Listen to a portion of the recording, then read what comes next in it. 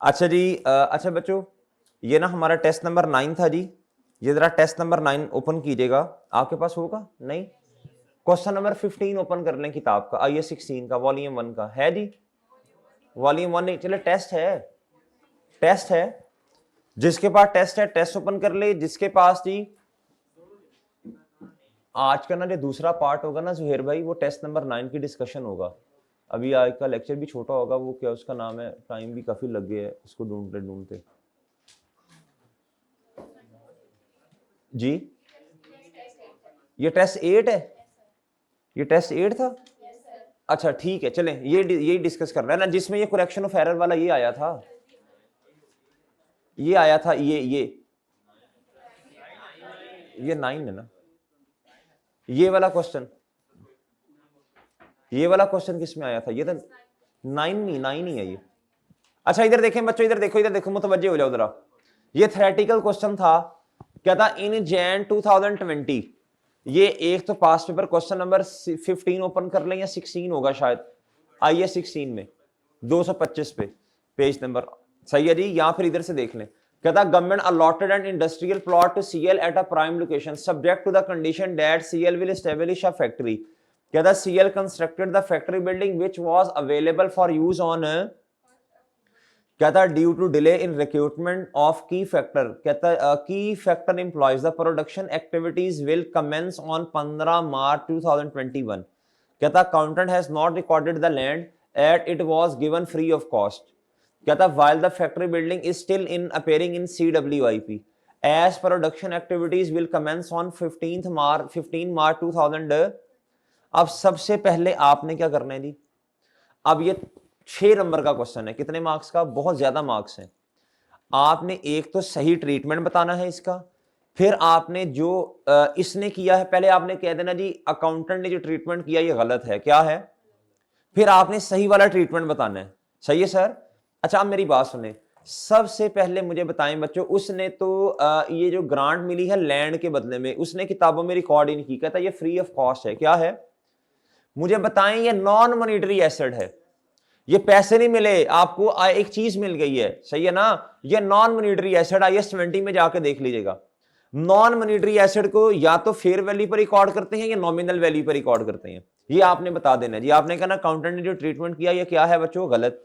आपने कहना जी इसको या तो ये नॉन मॉनिटरी एसेट है, इसको या तो फेयर वैल्यू पर रिकॉर्ड करेंगे या फिर इफ एनी अगर कोई होगी, अगर कोई अमाउंट पे की होगी। फिर आपने कहना जी कंडीशन ये है कि इसके ऊपर हमने क्या बनानी है जी, बोले शाबाश फैक्ट्री।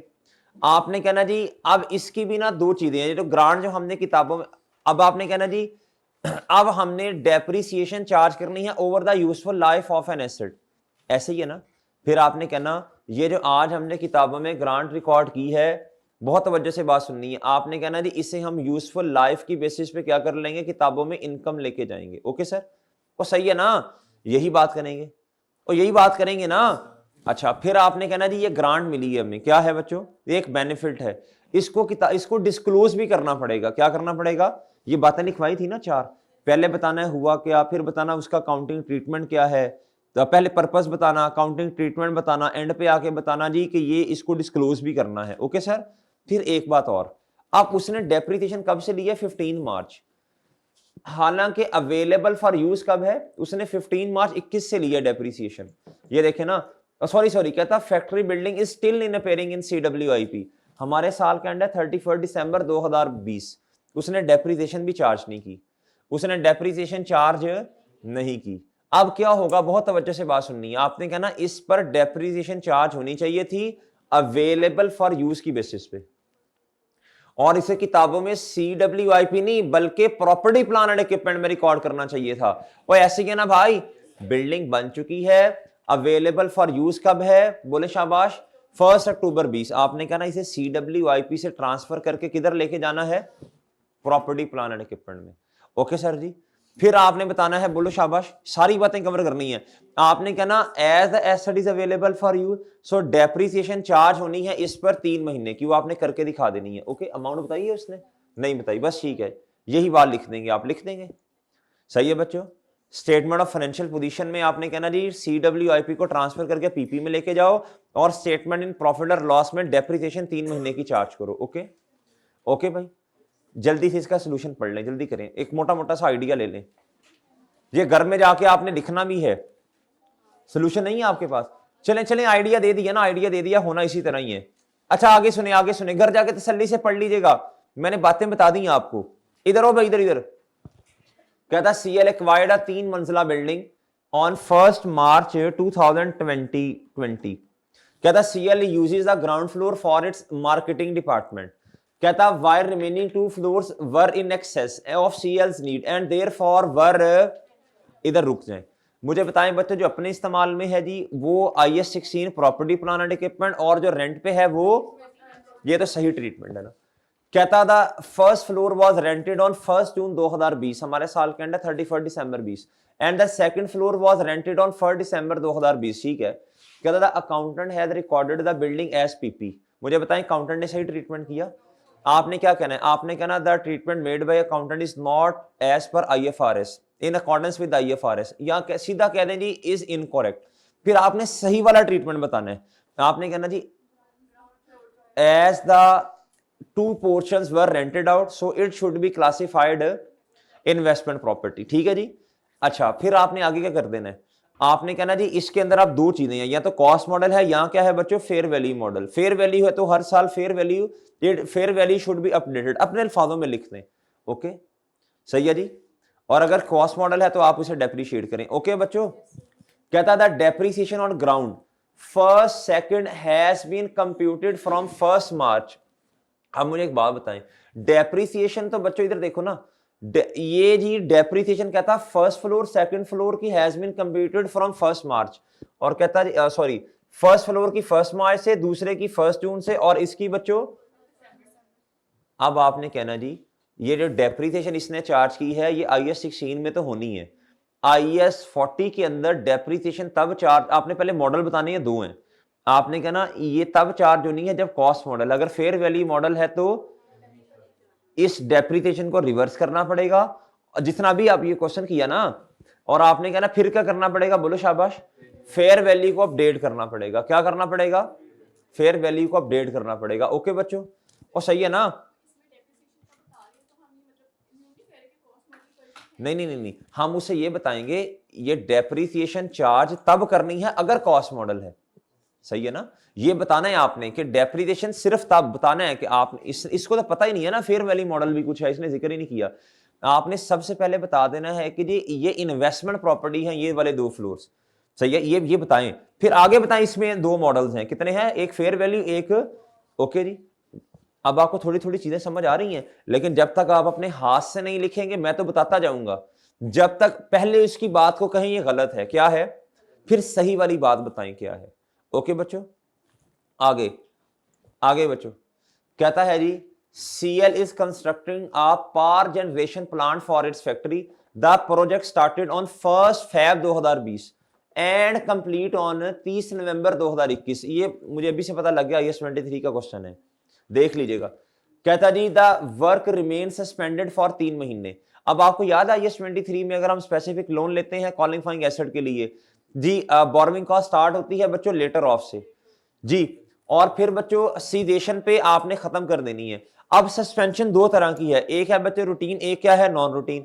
नॉन रूटीन रूटीन को कुछ नहीं करते, नॉन रूटीन के उतनी देर का जो जिसको कैपिटलाइज किया उसको क्या कर देते हैं, माइनस करते हैं। कहता था project is finance through long term loan, specifically कहता सिर्फ इसलिए हमने जी एक्वायर किया 1 जैन पे। अब मुझे बताएं लोन इस दिन पे आ रहा है और जी प्रोजेक्ट स्टार्ट इस दिन पे हुआ। कहता unutilised amount of loan is kept in a separate saving account. अब पहले मुझे ट्रीटमेंट बता दें। कहता ये जो इस पे जो इंटरेस्ट कॉस्ट आनी है बच्चों, आपने कहना जी ये कैपिटलाइज होनी है। हाउएवर ये जो लोन है ये स्पेसिफिक टू द प्रोजेक्ट है, इसका जो सरप्लस फंड आपने इन्वेस्ट करना है वो भी कैपिटलाइज होगा as a deduction in the cost. Okay, ये सही ट्रीटमेंट है। ऐसे ही है मेरे भाई। अच्छा, जब भी सवाल आता है आपको सही ट्रीटमेंट भी पता होना चाहिए, गलत उसने जो किया उसको डिनाई करना होता है। कहता था accountant has deduct income of separate saving account from full years interest on loan. कहता उसने क्या किया, उसने पूरे साल का जो इनकम आई ना उसको उसने क्या किया, उसने कहता इंटरेस्ट नहीं जो आपने देना था लोन पे उसके साथ नेट कर दिया। क्या कर दिया, कहता and presented the net amount as finance cost in the statement of. उसने क्या किया, कहता जी असल में होना क्या था, आपको लोन के ऊपर इंटरेस्ट कॉस्ट देनी पड़नी थी। कहता उसने वो भी प्रॉफिट और लॉस में ले गया और जो इनकम थी उसको नेट कर दिया उसके साथ। फॉर एग्जांपल 20 रुपए का एक्सपेंस, 10 रुपए की इनकम उसने नेट करके 10 लिख दिया। आपने कहना ये ट्रीटमेंट क्या है बच्चों, गलत है। क्या है, आपने कहना ये बोरोइंग कॉस्ट कैपिटलाइज होगी और आपने कहना जी ये स्पेसिफिक टू द प्रोजेक्ट है लोन, इस पे जो इन्वेस्टमेंट इनकम आ रही है वो भी कैपिटलाइज होगी as a deduction in the cost of an asset. सही है मेरे भाई, आपको सही ट्रीटमेंट पता होना चाहिए। फिर इसको इंशाल्लाह अपनी अंग्रेजियों में कुछ ना कुछ बंदा लिख ही देता है। कहता था accounting policy is to carry land and building at fair value where. अच्छा ये उसने बता दिया। अच्छा ये मुझे समझ आ गई क्यों बताया, ये लाइन हमें पहले पढ़नी चाहिए थी। ये इन्वेस्टमेंट प्रॉपर्टी के लिए बताया, इसका मतलब है ये इन्वेस्टमेंट प्रॉपर्टी के लिए बताया, इसका मतलब है ये डेप्रिसिएशन हमने चार्ज की है ना, ये फिर गलत है। क्या है, ये गलत है। क्या है बच्चों, ये फिर गलत है। ओके जी, सही है ना। अच्छा अब ये है जी अगले वाला क्वेश्चन, ये वाला। अब ये थोड़ा तसल्ली बख्श काम है ये वाला, ये मेरा ख्याल है फिर हम कल कर लेंगे ये। कल ना आज आज आज टेस्ट नंबर 9 की डिस्कशन पूरी नहीं हो सकी, तो 2 पार्ट्स बन जाएंगे इसके। कितने पार्ट्स बनेंगे जी, 2 पार्ट्स बनेंगे इसके। कल फिर इंशाल्लाह दूसरा पार्ट अपलोड करवा देंगे, ठीक है जी, या फिर एक में ही जोड़ के दोनों को कर लेंगे इंशाल्लाह, मर्ज कर लेंगे। ठीक है जी, इजाजत दीजिए अभी फिलहाल के लिए, अस्सलाम वालेकुम।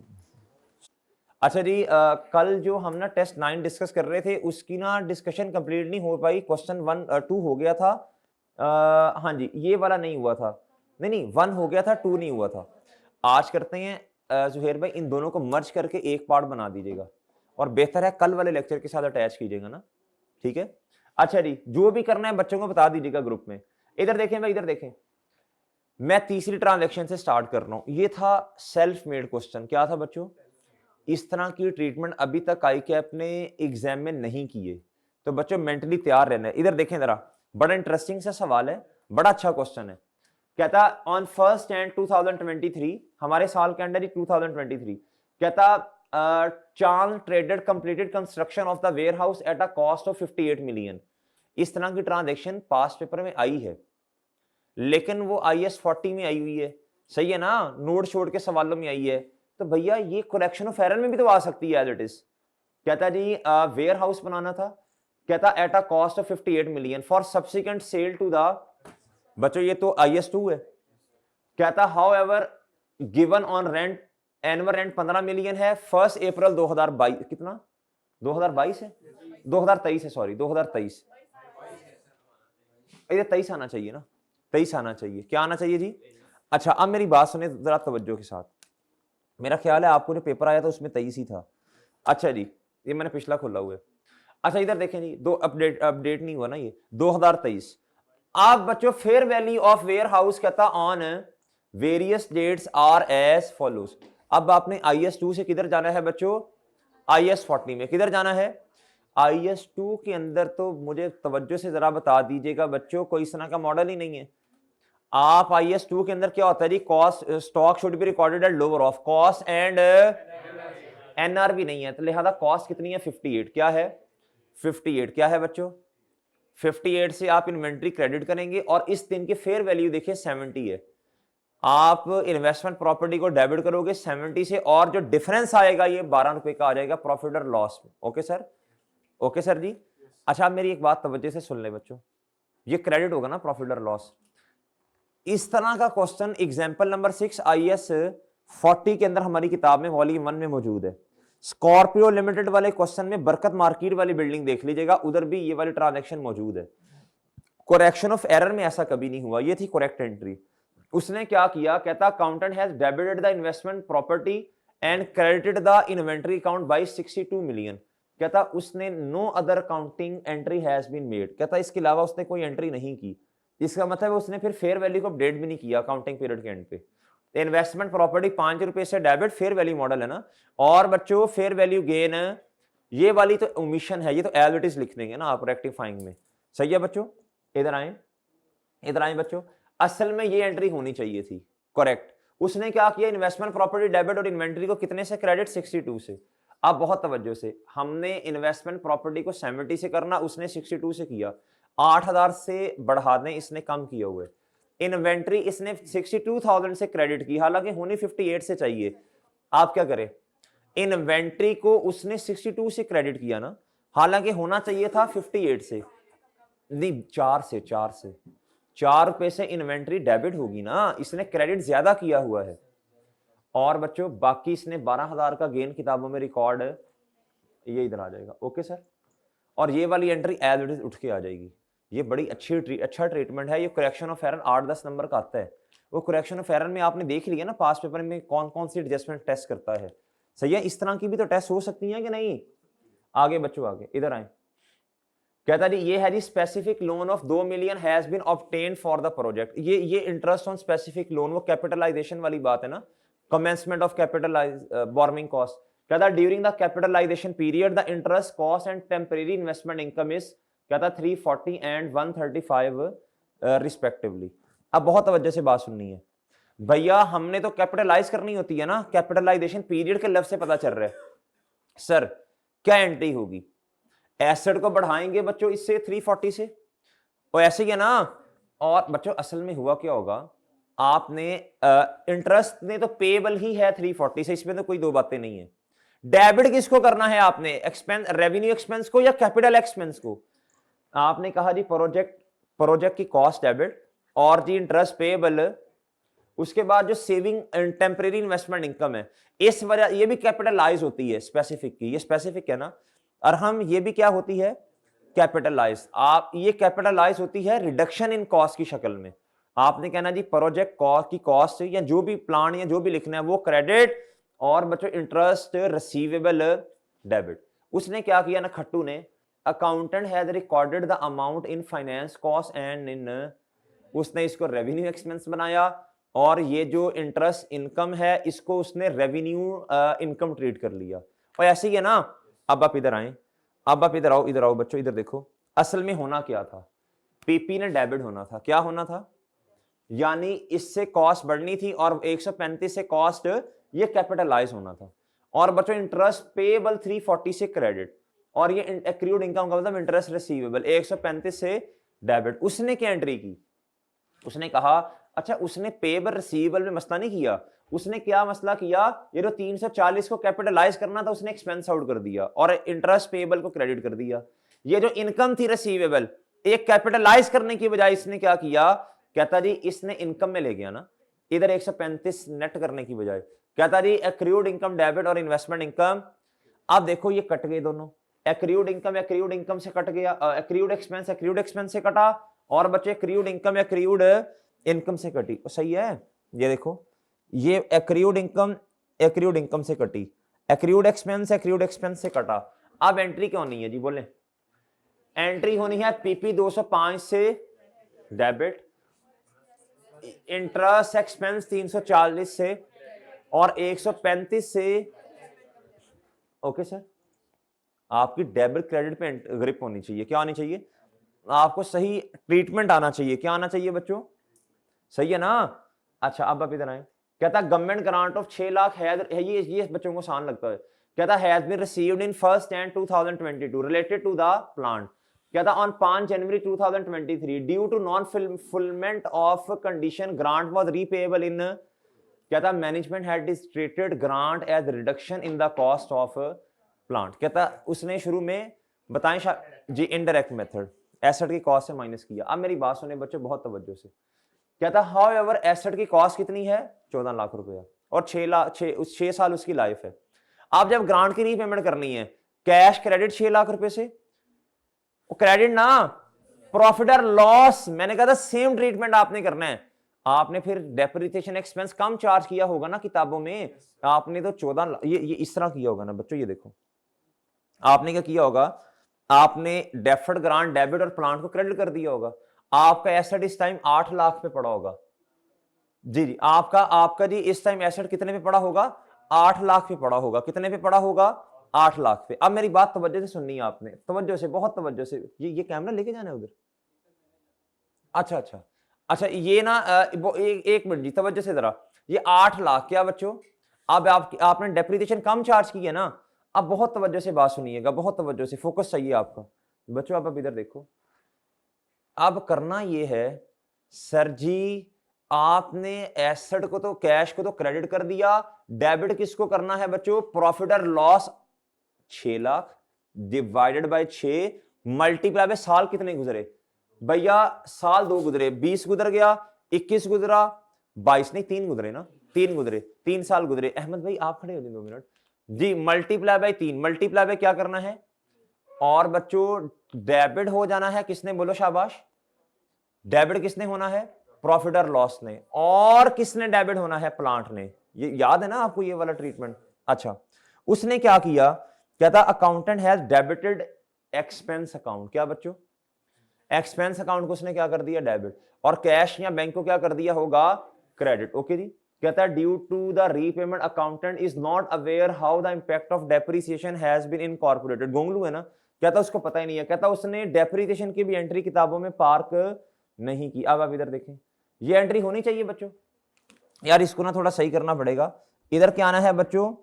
3 आना है, 300 आना है। कितना आना है? इधर भी 300 आना है। ओके सर, इधर 300 आना है, 300 आना है। अच्छा, अदर एक्सपेंस डेबिट और बच्चों कैश, कैश कैश से कट गया। क्या हुआ बच्चों?